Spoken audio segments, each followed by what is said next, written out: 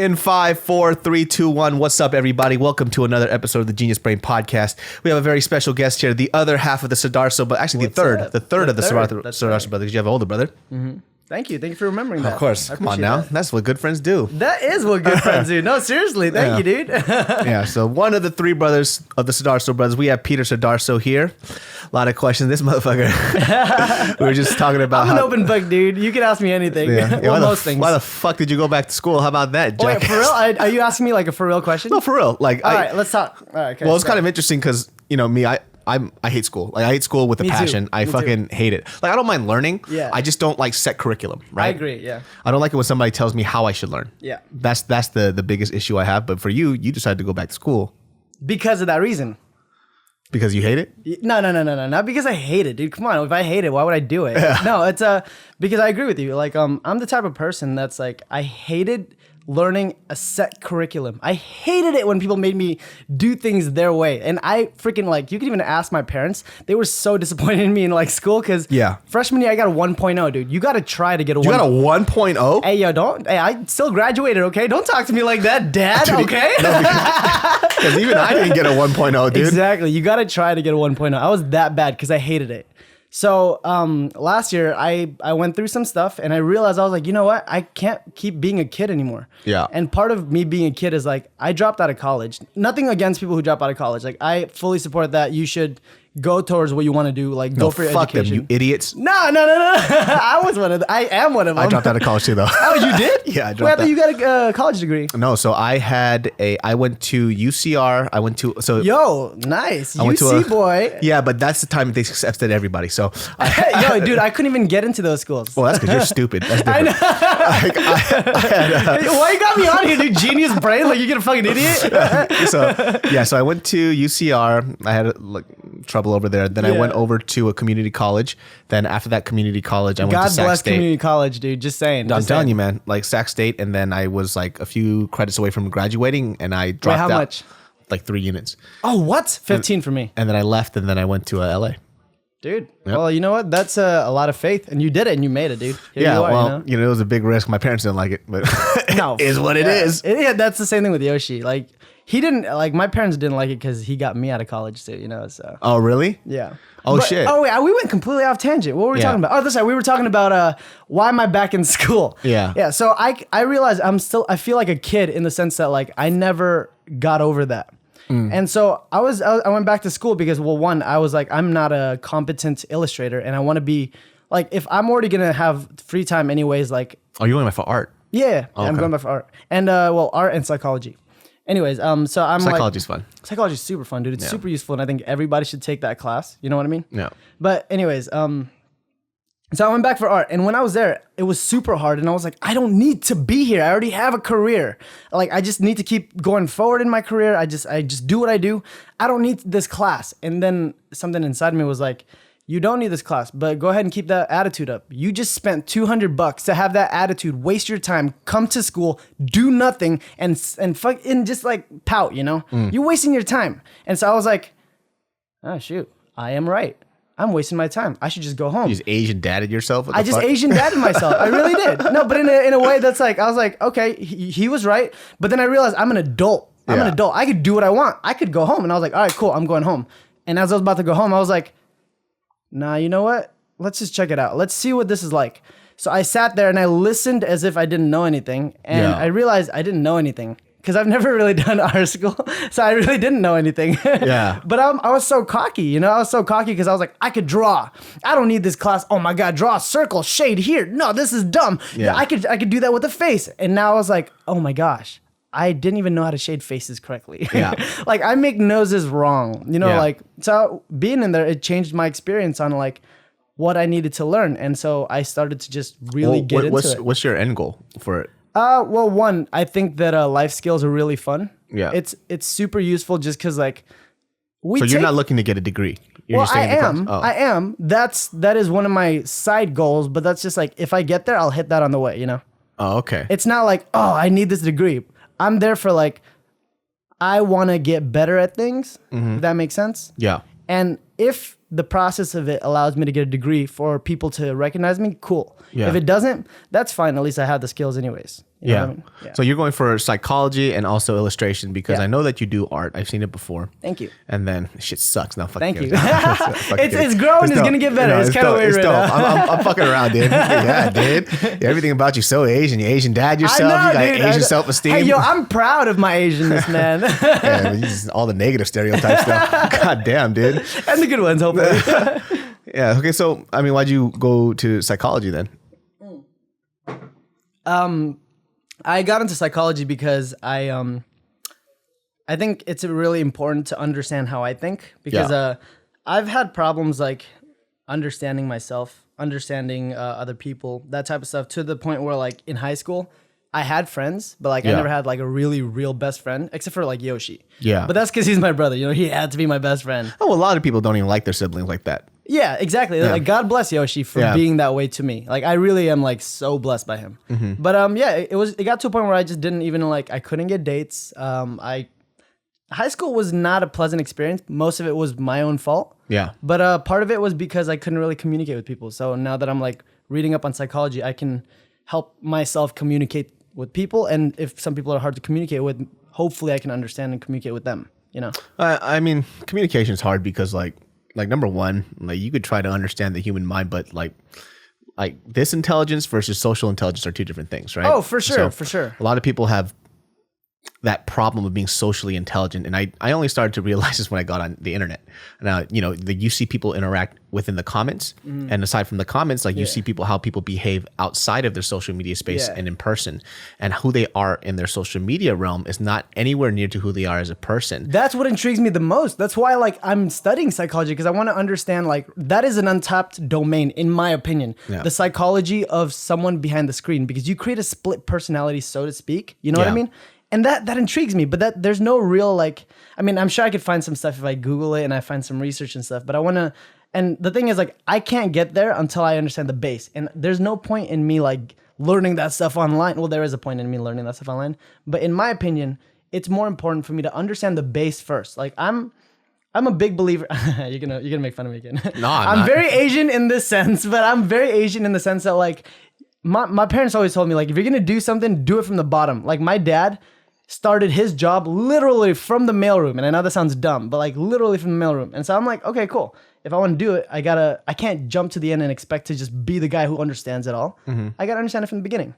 Like I got to understand how it works slightly, and maybe it'll be boring at first, but at least in the end goal, when people are talking about that, I understand the nuances of every little thing that makes that work that way. Yeah. You know what I mean?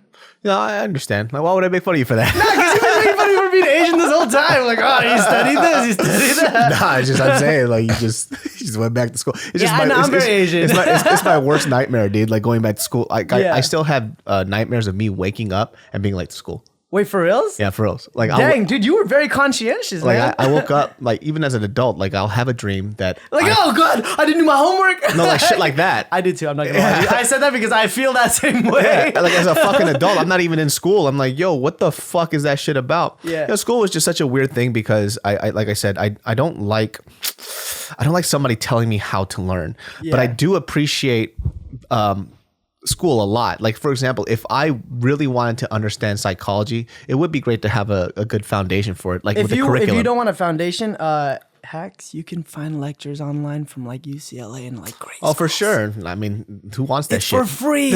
You don't have to pay. Shit sucks. No, dude, you don't have to pay though. It's know. free. It's insane. Yeah, a lot of people need structure. It's like this. A lot of people loose, need education, like, man. this loose format of learning. I find it's actually very hard for a lot of people. I find that it's very hard for a lot of people, and I agree with you on that. But I also want to add that like people who are really intelligent, my God, like I've seen children like maneuver the internet like they're surfers. And I kid you not, it's like the World Wide Web is like their wave, and they're like surfing, just picking things up. Like, okay, I know how to do this from YouTube, I know how to do this from this, and I'm like, that's the world we live in. Yeah, well, it's also because they're young, they're sponges. Exactly, but that's insane. That to me, that blows my mind because like I'm growing up with Kylie, who's 10 years old right now, and like she's growing up in that era. And at first, my main fear with watching her grow up was, oh no, like this is the generation where everybody's sucked into phones. I can't fully control her, so she's gonna get sucked into that world too, you know. And watching her grow up and watching her friends, seeing how they act, seeing how they interact, I'm like, the future generation is smarter than us. Yeah. Like our generation is getting stuck to these things, getting like addicted. They're not. Well, I mean, some are. depends. I mean, like I said, you're seeing them in their infancy. Like That's true. every That is true. generation Yeah. has thought what you thought every time. That's like true. it's Yeah. just, technology progresses. Like I said too, like I mentioned this on the podcast a million times, but everybody talks about social media making people dumb, and it's No, I not don't even think true. so. It's just Yeah. people have been dumb. It's just now they have a voice. That's all that it is. Yeah, but also it's like it's kind of great for the people who can use it the positive way too. You know, it's like some people do use it that negative way, but not everybody does. Yeah. Well, I'm not talking about positive or negativity. I'm just saying like it reveals how stupid people are. Oh, I see what you mean. Yeah, I mean, like there's a lot of people who a just lot don't. of people have voice. Yeah, They're not very well thought out human beings, and Yeah. it comes out in these tweets, and not in so much like obviously tweets are just emotional rants sometimes, right? But Yeah, that's very true. When you That's- hear people try to explain themselves and they can't do it, it's like, oh shit, this is something that they didn't develop. Yeah, and they didn't even think about that. That's literally they're just taking from something and throwing if they can't like explain it. You know? Yeah, because like that's why like years ago I stopped arguing with people on Twitter. Like people Yeah. always ask, why do you just block people? You don't want to argue with them? It's like, why? What's the point? I'm not gonna change their mind, and they're not gonna not. want to listen anyway. This episode of Genius Brain is brought to you by Purple. Purple. Okay, so I've been recently listening to this one guy, right? I'm not going to say who because it's not important, but the whole point is he studies a lot of athletes.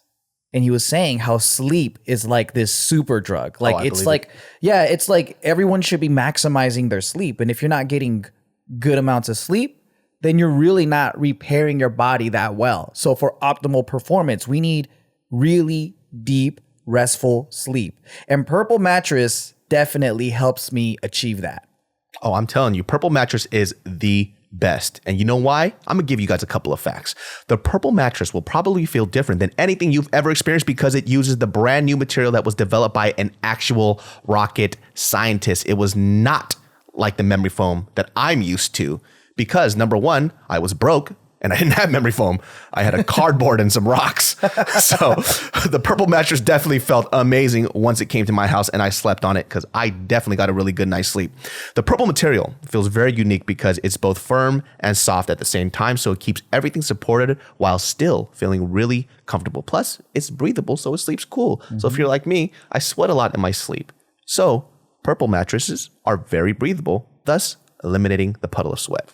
So you guys will get a 100-night risk-free trial. If you're not fully satisfied, you can return your mattress for a full refund, backed by a 10-year warranty, free shipping and returns. Yeah, that's pretty amazing. You're going to love Purple. And right now, our listeners will get a free Purple pillow with the purchase of a mattress. That's in addition to the great free gifts they're offering site-wide. Just text BRAIN to 84-888. The only way to get this free pillow is to text BRAIN to 84-888. That's BRAIN to 84888.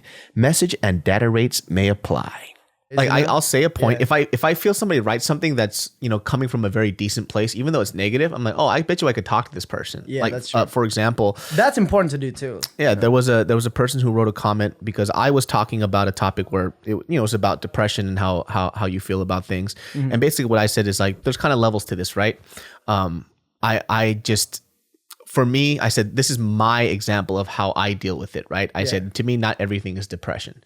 To me sometimes it's sadness and there's levels to this, right? And so what I tell myself is when I feel like what you say that you feel, I relate it to as a temporary sadness because I know that something's going to happen where I'm going to get over it. Yeah. So this is how I deal with it, right? Yeah. So how that person interpreted was depression isn't real. And I was like, man, I don't know how you got that from all the shit that I just said. Well, the thing about like internet conversations is they pick out one thing and then they turn it into like this straw man and that they can like laugh at and burn, and it's like you're not helping. And to be honest, that's not a good argument tactic anyways. That's not a good, not argument, you're right. That's a very good argument tactic if you want to burn somebody down and if you want to make somebody like not like you.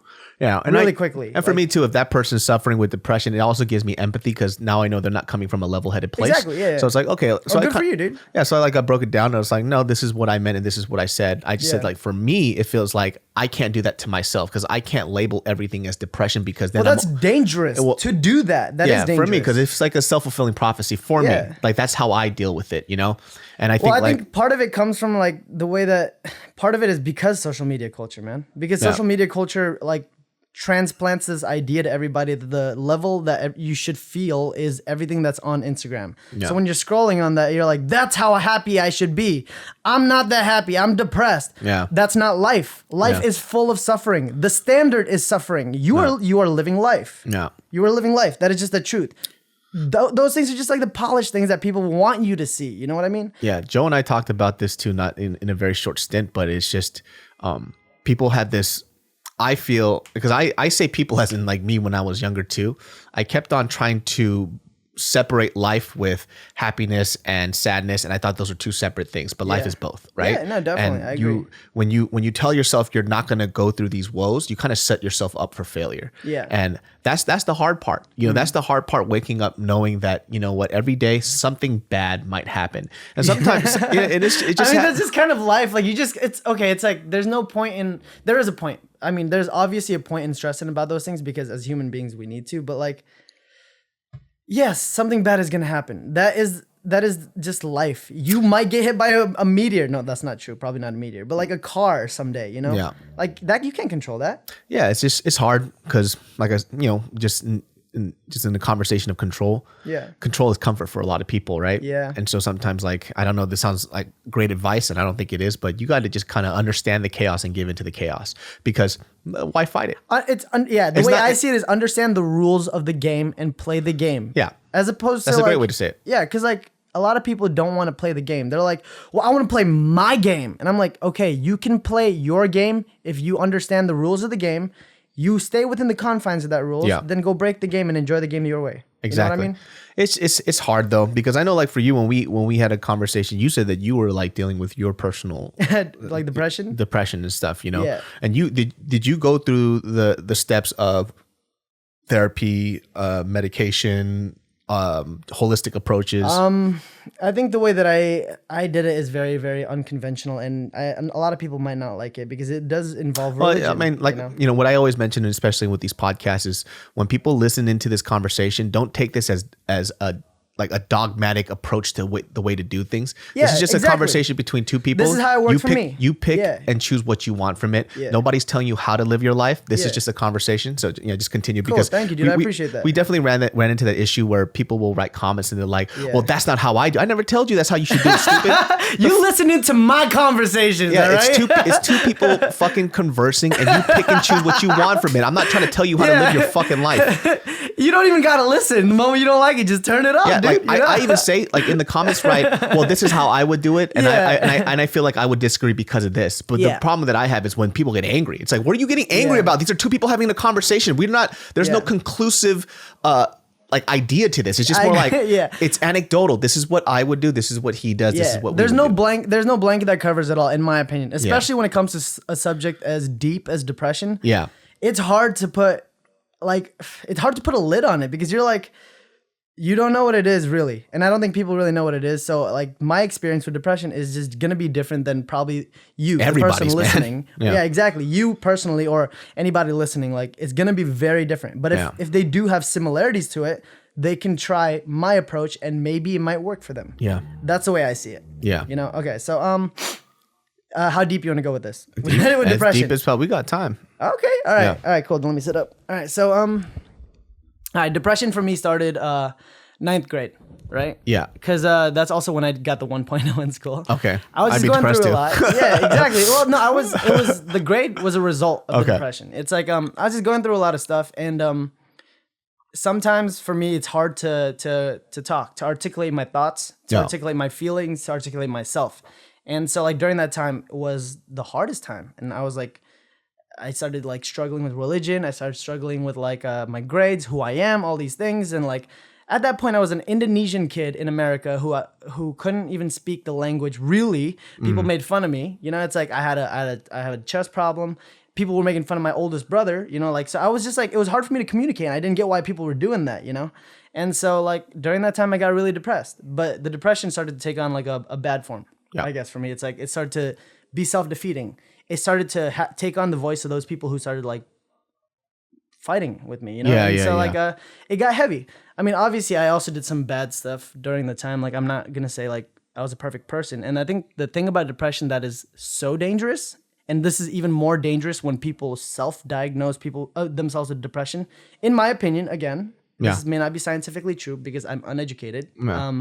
But I think that depression, people who like want to claim to have depression, and people who want to have depression, it's almost as if it's and for me, this is definitely the case.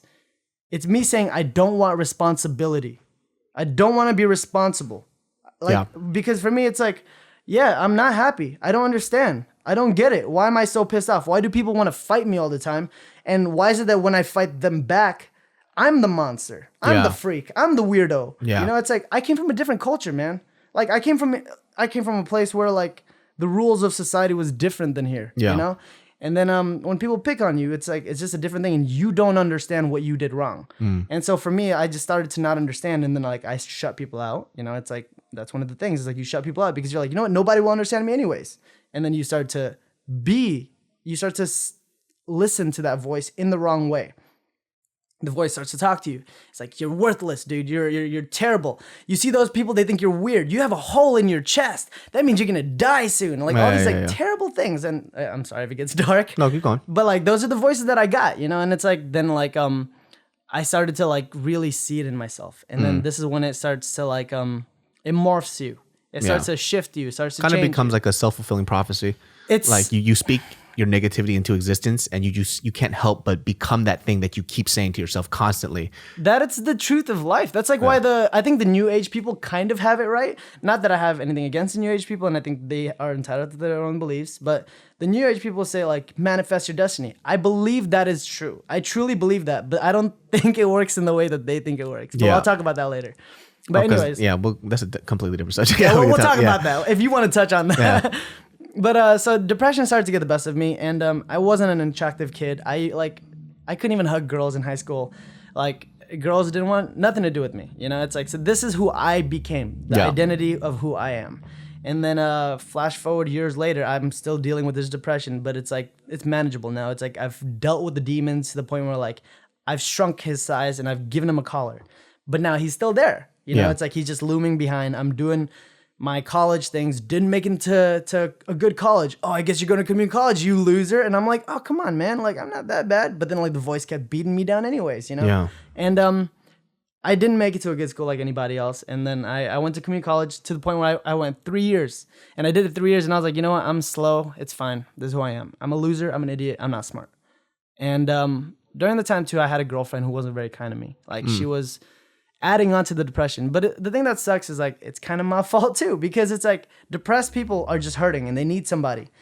But that sucks because psychologically, when you're needing somebody, you shouldn't be in a relationship. You know, if you're hurting and you need somebody to fulfill you, then you shouldn't be there because you're going to hurt other people too, you know? Well, first, and you know, like if that's that positive light in you're going to latch everything onto that person. Exactly. And then then your life is predicated on the belief that this person is idolized. And then they whatever that person says about you becomes truth. Yeah. And not only that, it's like they create this like glass floor under you that you don't realize is fragile. Yeah. Because of our current dating society. And the dating society makes it so fragile because like it's so easy to go hook up with somebody and like you share your soul with somebody and then they leave you, they cheat on you because they can, you know? So then it's hard to trust too. So like during that time, it's just the depression got even worse. And then like I was starting to dance, I was starting to break dance, and it was like a half a year into it. And she was just telling me like she didn't want me doing it and like all that stuff. And then like I wasn't even good at it. Oh wow. See, it's still in there somewhere. But like I wasn't good at it. I'm gonna be honest. I wasn't good at it, and I wasn't gonna get anywhere with it. Good when you just start though. Exactly. That's what I didn't understand because I was not smart and I was depressed. You know, it's like these are the voices that got tough. But thank you. I agree to anybody who's starting like something new. Let yourself be okay with like failing because you're supposed to suck. You're supposed to suck. If you're really good, then I don't know. You're a freak. That is a freak thing, and you are special in a good way. Yeah. You know what I mean? This podcast was brought to you by Fiverr, my friends. Let's talk about finding freelance talent for your business or project. Where do you go to find the talent? How much will it cost? How can you be certain they'll deliver? Well, thanks to Fiverr, finding the right freelancer doesn't have to be a struggle. I have used Fiverr specifically for graphic designs for album artwork. And let me tell you something, people, that person was fantastic. And let me tell you something else. I got my stuff done on a timely manner. And let me tell you something else. The price was just right. Fiverr's marketplace connects businesses with freelancers who offer hundreds of digital services, including graphic design, copywriting, web programming, film editing, and more. So check this out. Take 5 and check out Fiverr.com and you will receive 10% off your first order by using my code BRAIN. It's so easy. Don't waste any more time and get the service you deserve by going to Fiverr.com, code BRAIN. Again, that's Fiverr.com, code BRAIN, Fiverr.com, code BRAIN. Yeah. But anyways, so continuing on, so eventually she cheated on me, right? Mm-hmm. And I'm okay. I'm cool with it now. Stupid bitch. No. She gave me a blessing of feeling heartbroken and giving me a closed door. Look at that positive. Now fuck that, homie. Stupid bitch. No, I hope you have a bump on your pussy, bitch. That's terrible, dude. Yeah, that's right. David he's the voice of my disagreeability. I'm your fucking Luther, dude. I'm your voice, dude. Stupid bitch. What's her name? No, I'm so thankful for her. I really am. Like, thanks a lot, Susie Kim. Let me tell Susie Kim. I actually know Susie Kim. Oh, fuck that lady. She's very sweet. Yeah. Oops. Yeah, our shit fell. It's all good. So anyways, so she broke up with me and it kind of fueled me to like, that voice started coming up again. It's like, you are worthless. You are nothing. Even the girl that you barely even wanted to be with. And this is a terrible thing, is like, I knew I didn't want to be with her because I didn't feel right with her, and I still continued on because I was depressed. I was latched on. But anyways, so that voice kept going. She's like, you didn't even really care that much about her. And now she cheated on you, you loser, And I was like, you know what? And then that was like during one of my turning points when I was like, I started going to church. I started praying. And then, it was just hard for me because that's my time back with God. And spirituality is a weird thing, people. It's like, if you want to believe in it, you believe in it. If you don't want to believe in it, go study some psychology that's like positive rationality. Yeah. You know what I mean? But anyways, for me, what church was for me was it gave me a light of hope. And so coming to church, I started to see the sermons differently. And so because I was so heartbroken, the sermons opened themselves up to me as words of wisdom as opposed to words of the mythology of Jesus Christ. Who, it's like, to me, it wasn't that. It wasn't that Christ died on the scene and came back as like a phoenix, like, wah! Like burning up Satan. It wasn't like that for me. It's like when I was in the lesson, I started hearing what he wanted. For me is like, if you want to get a girlfriend, like I started praying at that time. I was at church, and then the sermon was about finding your wife and like fulfilling that and all that stuff. And then I started to pray, and I was like, all right, God, if you are real, let's see. And I prayed, and I was like, I want a really dope relationship, and these are the things that I want. I don't want her to cheat on me. And I started to list all these things.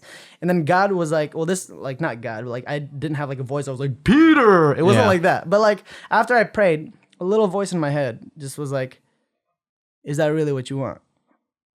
And then another part of my head was like, nah, I want to hook up with chicks. I've never hooked up with chicks. Yeah. You know what I mean? Yeah. And so I had like these other voices in my head. And then like I listened to the one that was like, no, that's not what I want. And I'm like, is that not what I want? And then another voice came up and was like, that is what you want. That's really what you want. But you've been seeking that in like anything that comes because you don't get it. Like you don't get those girls anyways. And I was like, okay, cool. So how can I get that girl that I want? That's a quality chick, And so I started praying, and then I started seeing like, well, I can't be hooking up with girls. Like if I'm gonna hook up with girls, then that's not the type of girl that I want. I started getting these like things of like what I don't want, and then I met Bethany. Yeah. And then I met Bethany. That was like a year or two after I broke up with Allison, like during all that time, and she was amazing, dude. Like amazing, like literally all the things that like that I prayed for. But anyways, depression still just kind of kept on coming.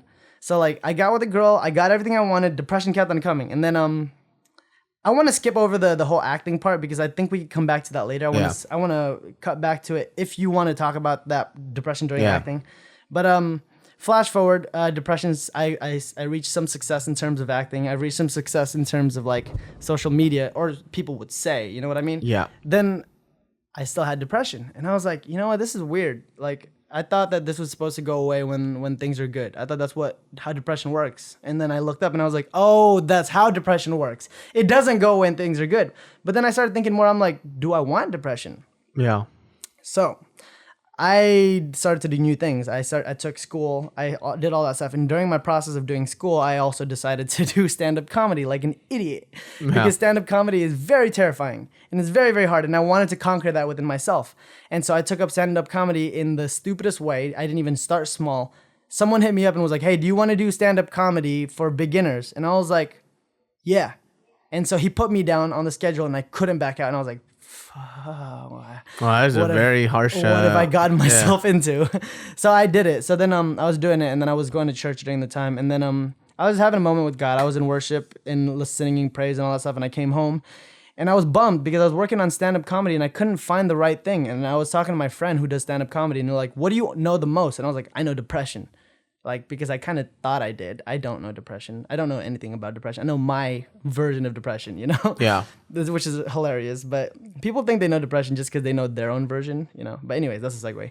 Coming back to it, I was in the mirror trying to run my jokes, because that's what I do when I prep my jokes. Is like I do it in the mirror to see if I can actually like do it with confidence, to see if I even can do it right. What do I look like doing it? I started running my jokes, and then I stopped for a moment, and then I just started praying. I was like, I am not doing it right. I'm not doing it right, and people aren't gonna laugh because they know this isn't feeling right. You know what I mean? Yeah. And they're gonna see that it doesn't feel right. People can read your energy, especially if you're on stage with lights smashed on you, and they're all looking at you. They can tell when you're not feeling good. You know? No. And I mean, I'm sure you know you did stand up. Like, God, dude. Yeah. Props. It's very, very terrifying. Yeah. Oh, it's still terrifying to this day. But anyway, so I was there, and then I started praying. I'm like, God, how can I get good at this? And then a little voice again came up, and he's like, talk about something real, not just something real. Talk about something real. And I was like, I looked in the mirror, I opened my eyes, and I was like, all right, I'm going to talk about depression. And then right when I was about to write the jokes about depression, another voice came up and he's like, is this really what you want to do? You want to talk about depression? You want to be the guy that's depressed? Do you want to have depression? And I looked at myself in the mirror and I was like, do I have a choice? And then the voice was like, you have a choice. Now, this is where it's going to get controversial, because people say there's no choice in depression. And I wholeheartedly agree. When you're in depression, you can't do nothing. You know, and I wholeheartedly agree. And I don't know why this was a situation for me. It's an anomaly for myself as well. And I feel very blessed that I got this opportunity to feel this way. So don't get me wrong. Don't think that that's the norm, that if you look in the mirror and think, I don't want to be depressed, you won't be depressed. That's not. Yeah. Anyways, for me, this is how it was. I was like, do I have a choice? And a little voice in my head said, yes. And I said, serious? Yeah. I was like, yes. And I was like, I don't want to be depressed. And then suddenly I felt like God was like, all right, you're not going to be depressed. You're not going to have anxiety anymore, but you're going to deal. You're going to deal with your problems. You're going to deal with everything that you have kept hidden. And I was like, what do you mean? I don't keep nothing hidden. My life's on the internet. I tweet literally how I feel. I post literally what I feel. I even have a post of like flowers. I'm like, I am real, God. And then it just kind of hit me even harder. And I was like, oh my gosh, I'm not real with myself. Like, I have been seeing myself as who I have defined myself to be, who people have defined myself to be, as opposed to who I am, to who God made me to be. I know that sounds weird, but to how, let's say in the new age way, because I feel like people will get that better, to who the universe made me to be, you know?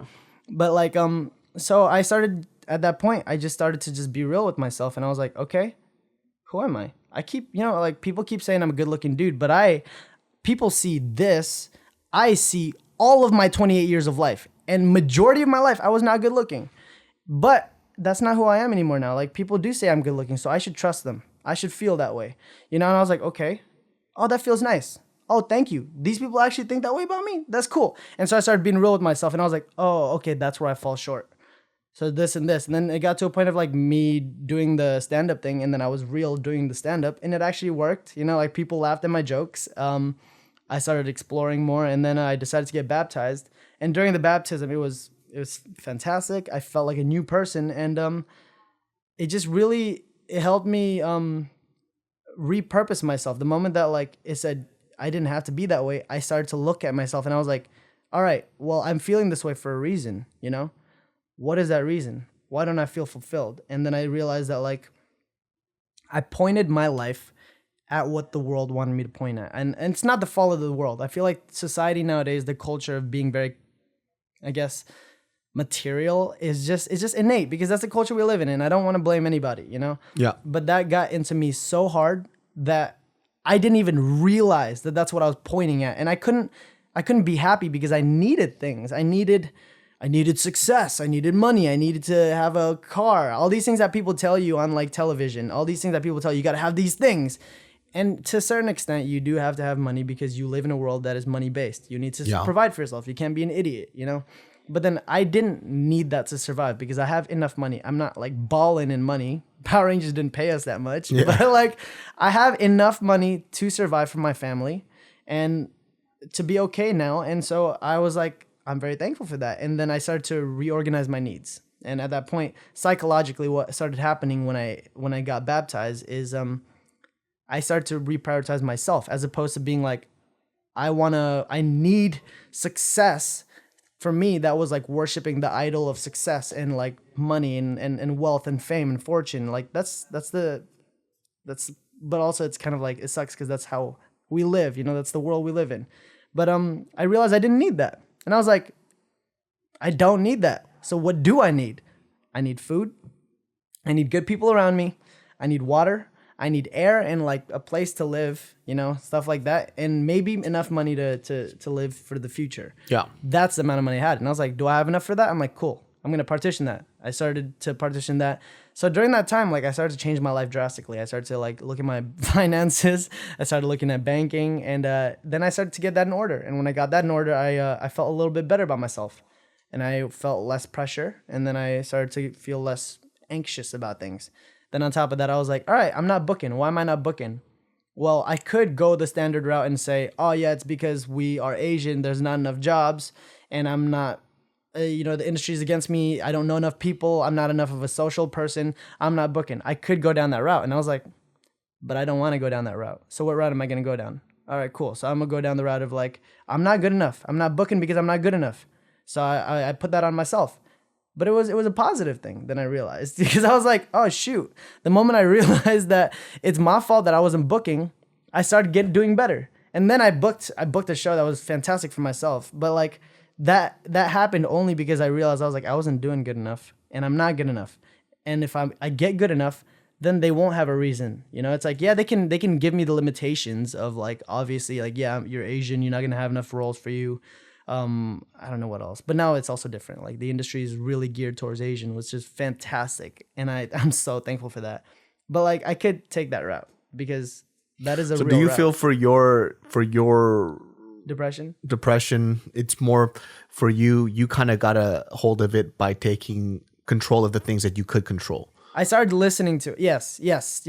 To what you're saying, yes, but I did it by listening to it in a realistic way. Yeah. As opposed to listening to it in a way that lets it control me. I started listening to it in a way that's like, all right, dude, you're going to be in my head. You're going to dog on me. I'm going to dog back on you. You're telling me that I'm not good enough? Fine. I'm going to be good enough. You telling me that I'm not good enough with my finances? Fine. I'm going to take classes. Now look, now what? What are you going to say now? Well, you're not good enough in this area. Fine. I'm going to do it. I do it. And then he can't say nothing anymore. Yeah. So now he's quiet.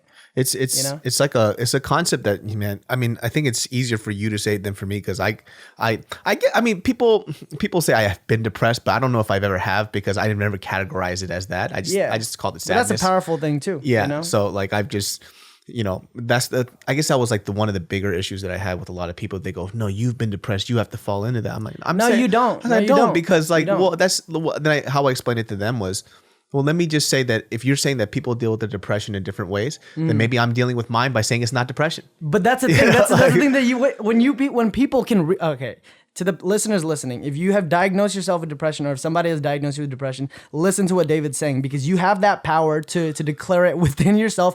And I laugh because I did that, and it's dangerous. And I mean that seriously. Yeah. Because if you categorize yourself as depression, you may have 3 categories that fall into depression. But the moment that you categorize yourself as depression, you start thinking in your own mind that you have everything that it says. Yeah. You don't have everything that it says. You have parts of what it says, because depression comes in different spectrums and factors, you know? Yeah. But then the moment that you take it on as a depression, then it becomes the loop of, I can't get out of this shit without drugs because I'm depressed. Yeah.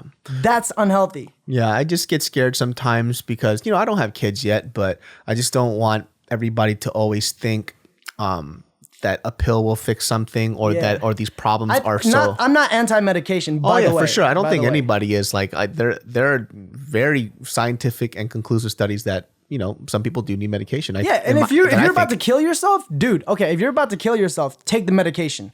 Take the medication so somebody can help you. Yeah. You know what I mean? I think, like, for me, like, it's weird because the response that sometimes I get, and like I said, it's not a subject I talk on a lot because I feel like I haven't been through it, so I don't really feel like I'm an authority on it. Yeah. But I don't think anybody's, unless if you're like a psychologist or a clinical, like the same therapist, reason why people what get I mean? angry at maybe somebody like me who says, well, I don't know what it feels like, or if I say there's like different levels to it, are the same reasons why it's like their argument. It's the same thing.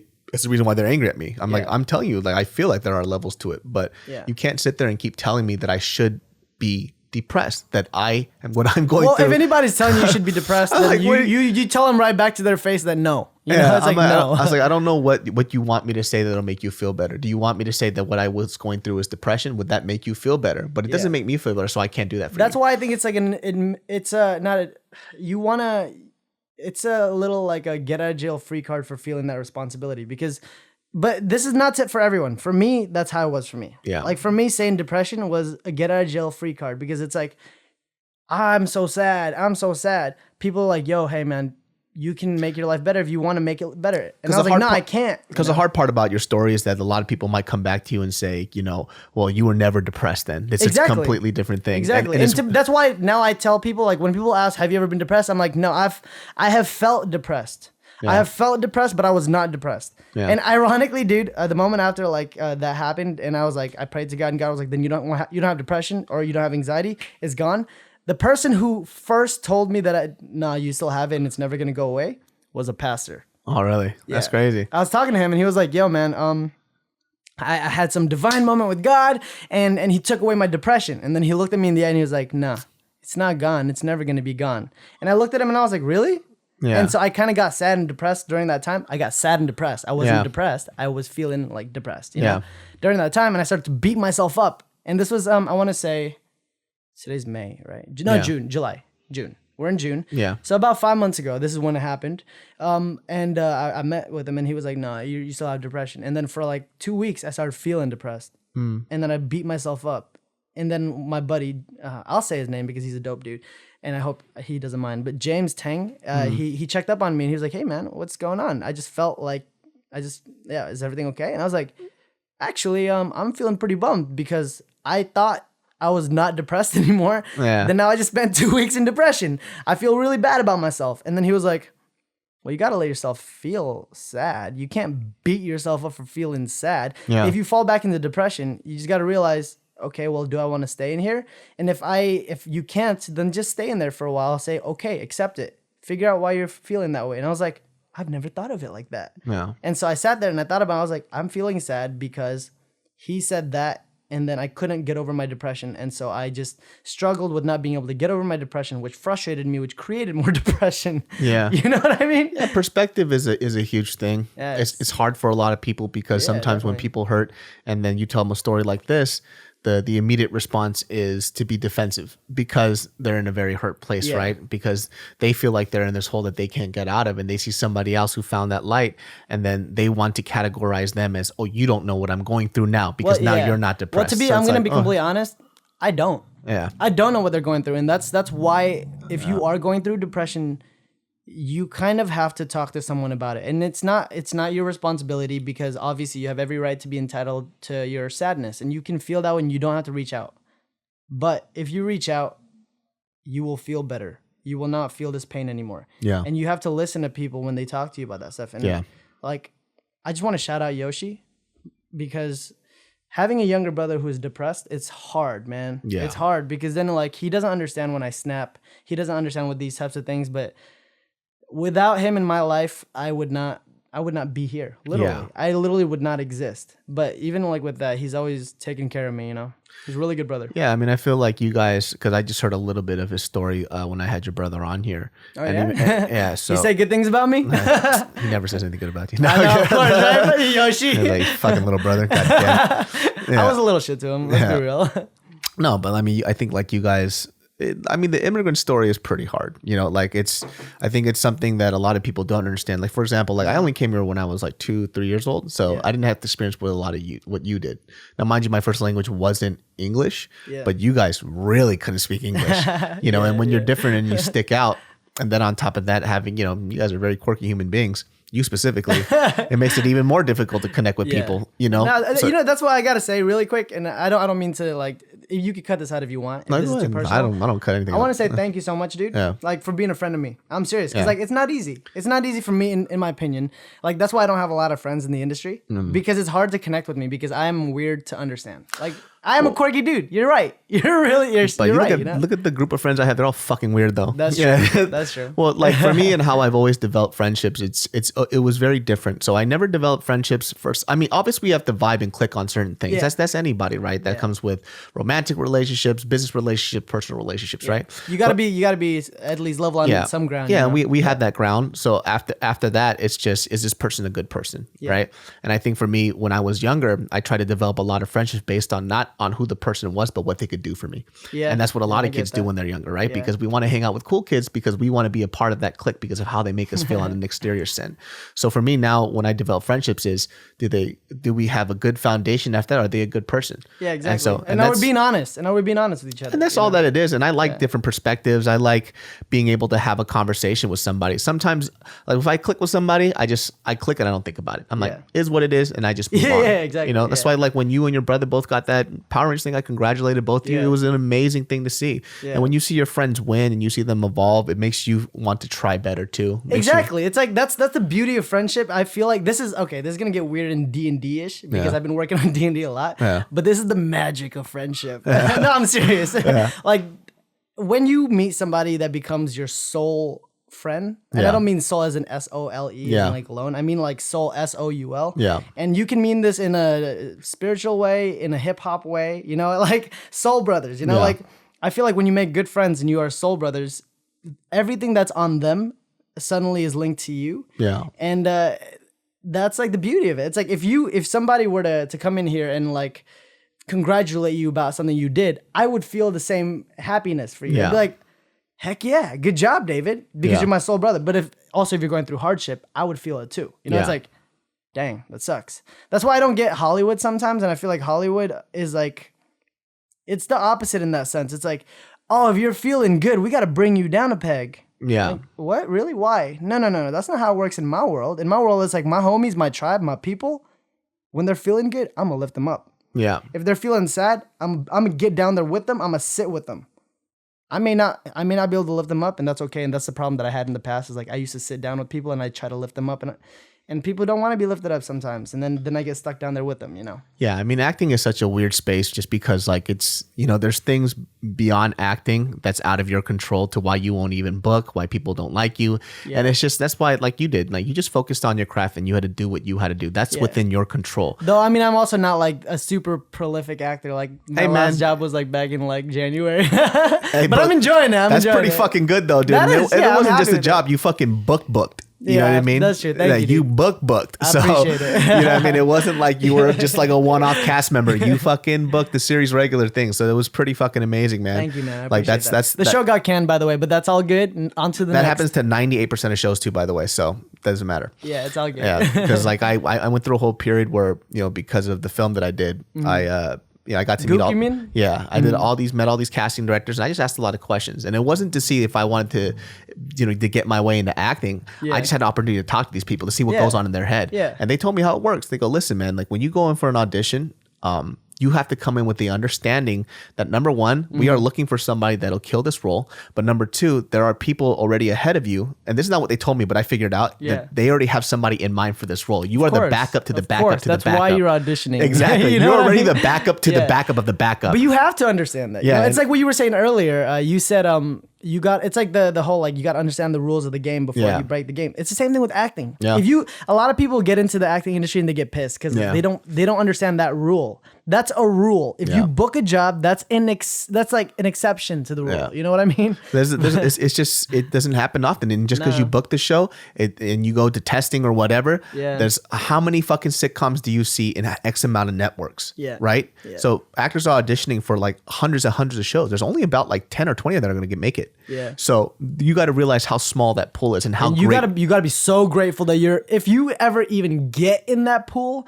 even if you just auditioned, you are part of it. That is an honor. Yeah, like you know it's a blessing that I got to, when my first year of acting, the only thing I really went out for were all series regular roles. Hell yeah, like that was like my first year. And albeit for me, like I'm not an actor's actor. Like I just went because I wanted to experience something that if I terrifying, right? Yeah.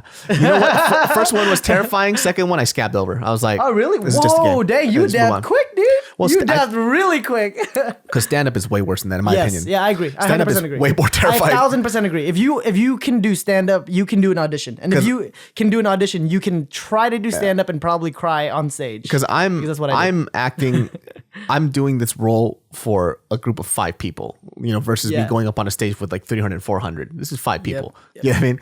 Yeah. And I'm okay with that. Whether they think I'm good or bad or whatever, if they don't think I'm good for the role, that's their job. That's what they're supposed to do. Yeah. And that's the thing. It's like, I wouldn't, this is why I've stopped caring about book. No, that's not true. That is a lie. No. I haven't stopped caring about booking because obviously my career depends on it and so does my livelihood and I enjoy it. You stop beating yourself up about it? There you go. That's a good, yeah. I've stopped beating myself about not booking because I realized one thing, and this came from watching myself on Power Rangers. Yeah. I realized I was like, I'm so fixated on booking that I'm not fixated on my craft. It's like, fine, let's say I do book now. I go on screen, people see how bad I am. Yeah. Do I want that? I mean, yeah, I could just take it and take the money and run. I could be that guy because eventually I'll book more anyways because a lot of people won't care about that and the casting people will be more into the credits anyways. Yeah. But I'm like, fine, if I'm not good enough, that's a service to me. Mm-hmm. That's them telling me like, hey, you got to practice a little harder because we don't want to throw you out there when you're not ready because you will get cut up. You will get chewed up out there. Yeah. They don't say actually, but like that is kind of how it feels for me. And it's like, okay, you're right. Why am I so stressed out about being on the front lines right now? I'm chilling. Like I'm just going to making myself better. You know what I mean? And so when I book something and it's going to be big and I book my big break, I'm going to deserve it. Yeah. And when I get on that screen, people are going to look at me and be like, he deserved it. Yeah. I mean, that's a really great attitude to have because I consistently read stuff and I griped about this on Twitter all the time. Like I'm not going to name names, but there's just a lot of these fucking Asian people that are always saying this shit. They're like, Dave, you're so angry, man. Fucking assholes. Like, oh, I'm not getting this because no, you're not getting it because you suck. Like, I know you. You fucking suck. Exactly. You're the worst actor I've ever been in my fucking life. Oh my gosh, David, I think I've ingrained your voice into my head. You fucking suck, dude. Get better. I'm like, yeah, you're right, David. You're right, David. Like, I want to shut these people up because, and then, people latch onto that energy. They're like, I'm not doing well because of my slanted eyes. No, you're not doing well because you suck. You're lazy. You don't work hard. You don't put in the fucking footwork. So you don't put in the fucking foundations. Yeah. Like, yes, you have slanted eyes. Me too. Yeah. Me too. I had a conversation with somebody too where they were talking about their by the way, I'm sorry to cut you off and cut into that segment. My eyes, I don't have double eyelids. I just want you to know, I might still have a little bit of tape on me. No, I don't. I took it off this morning. I use double eyelid tape. So there's always things you can do. just saying. Anyways, go on. No, but there's like this guy I had a conversation with and he was griping to me about him not booking. And, because he was asking me about my film stuff. He was like, oh, well, you did. I was like, bro, I did Goop because it came from a personal space. Yeah. And also, too, like, I don't have your type of pressure. But number two, I was like, let me ask you something. He goes, I was like, you feel like you deserve every single role that you've auditioned for? He goes, yeah. He goes, I see other people do it and they're not, they're booking these stuff. I don't think they're as good as me. I was like, cool. Well, let's just cut that shit out, right? I was like, how great of an actor do you think you are? Yeah. He goes, I think I'm pretty decent. So you don't think you're good? Yeah. I was like, I'll put it to you like this. The roles that you thought you were great, who's your favorite fucking actor? And he goes, oh, I forgot what the actor was, but George Clooney or some shit, right? I was like, all right, cool. Well, I'm gonna put you. Let's say I put you in a scene side by side with George Clooney. You have to do 2 fucking monologues. Do you think you'll stand up to George Clooney? Yes. He goes, no. He says no, and I was really? like, cool. Well, then go fucking work on your craft and come back and then complain because as of right now, you even know yourself you're not that good. So what are you complaining about? Yeah. You know, like, come on, man. Like, yeah, some people got roles that you think are bad, and I think they're bad too. But you can't sit there and wallow in your self pity and then try to bring that person down because of their success. Exactly. And what's the point of that? Like, okay, yeah, what does it do? This is my main thinking. It's like, as human beings, we're tool users, right? Yeah. And thoughts are tools. So like, yeah, you can have that thought process. You can think that way if you want. But what is the utility of that tool? Yeah.